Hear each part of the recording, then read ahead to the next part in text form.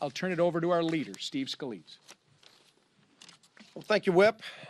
And it's good to be back. It's good to have the Democrat shutdown ended and the pain, the suffering that went on for way too long finally be over. And now to see the House back doing its business. And of course, we missed a few weeks, and so we're making up for lost time. We have a very robust schedule this week. As you can see, full 5-day work week. We're going to be working and having some late night votes. Today we have 3 vote series going into the night, and our members have rolled up their sleeves and are ready to get back to work too. The committees are going to be meeting into the night this week and beyond to catch up and get back to focusing on those issues that we've been fighting for this entire Congress, and that is fighting for those families who have been struggling under the failed Biden agenda.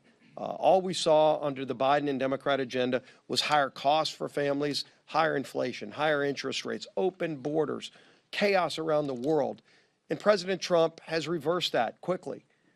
As you look at all of the things that this president has done, working with this Congress, we have been focused on fixing the problems that Biden created and then really setting a new course, getting this country back on track, lowering costs for families. You heard Chairman Guthrie and Congressman Begich talk about this great energy agenda that we're continuing to deliver on. Of course, in the working families tax cut, so we had a lot of provisions in that bill, in fact, that Congressman Begich himself brought forward to open up areas in Alaska. I walked the Alaskan pipeline in Section 1002 of the North Slope, and to see all of the ability to produce energy in America that had been shut down under Joe Biden. We couldn't even produce the energy we know we have here in America because of stupid policies by the Biden administration. And we've been reversing that. Many of those provisions that Congressman Begich campaigned on, he already delivered on in the working families tax cut, but there's more to do. And so we're bringing some of those bills to the floor this week. You're going to see the Department of Interior probably this week, hopefully in the next 2 weeks, roll out their 5-year leasing plan for the Gulf of America. Again, something that President Biden shut down that drove investment to foreign countries. We saw billions of dollars of energy investment moving to foreign countries because Biden shut down America. Well, America's open up for business again. And that means more jobs here in America, but really importantly for families, lower energy costs. And energy costs affect everything that we do. When you go to the grocery store, lower energy costs mean lower food costs for families. And so we're going to keep delivering on that agenda. Obviously, this week, it's going to be a very aggressive schedule, and we're going to continue to move bills in the future. Something else the Democrats broke, and we talked about this a lot during the shutdown here at this podium, and that is the health care crisis in America. The current law in health care is the Affordable Care Act. I think everybody would recognize it. It's unaffordable for millions of American families. And yet they have dumped more families into that plan, and the cost increase are evident. 80% increase in costs for families since Obamacare passed. And yet, as the Affordable Care Act has failed to work for families, Democrats continue to try to shove hundreds of billions of dollars more into that failed program and not giving relief to families, but giving COVID subsidies to insurance companies. That's what Democrats were fighting for.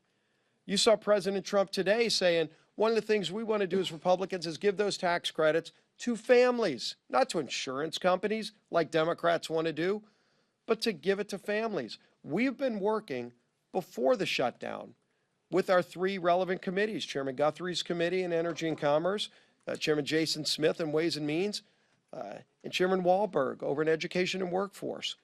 The 3 committees that work on health care policy to focus on legislation that would actually lower costs for families and give families options so they're not trapped in the Unaffordable Care Act policies that drive up their premiums. And so we've brought bills. We had some of those we talked about in the working families tax cuts that didn't make it all the way through the process. We're going to be coming back to that. We moved PBM reform last year, very bipartisan bill that Chuck Schumer sat on because he and Democrats don't want to lower costs for families. We do. And we're going to keep bringing those bills over the next few months. We're working with all of our members. We talked about it again today in conference. But we've been working on it for months. We've been bringing bills to the floor.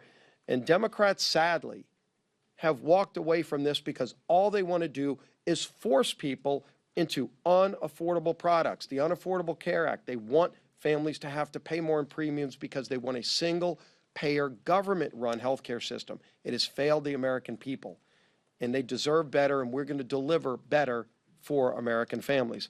And finally, today we released the calendar for next year, so I know you're all interested in what that's going to be. We're going to have a very busy agenda next year. We're going to continue to deliver here in this Congress for American families. We've got a lot to do this year, and we're going to be doing a lot more this year. But we're also going to have a very busy agenda next year. Democrats they're in disarray right now as a party, but they've got to decide. They're going to work with us here in this Congress to actually deliver for the American people. Are they going to continue to have, as the Speaker talked about, that Trump derangement syndrome? All they do is wake up every day and say, how can they oppose Donald Trump, no matter what he wants to do? When Donald Trump wants to help families, all they do is wake up and say, what is he doing? And they try to do the opposite because the radical Mondami wing of the party just wants to fight President Trump. Well, that's not where America is. America wants to get results. America believes in common sense. We're going to have a resolution Friday that says we stand up against socialism and the atrocities of it. It's not just the bad policies. It's led to murder all around the world where it's been tried. And they don't teach that history, unfortunately, enough in our schools. And so a lot of young people don't even get exposed to the atrocities of socialism. But we'll surely be talking about it and voting on it this Friday. A pretty easy vote, I think, for most people. Hopefully they say, no, we believe in freedom, opportunity, and we stand against socialism. We're going to have that opportunity this week as well, while we're also focusing on affordability.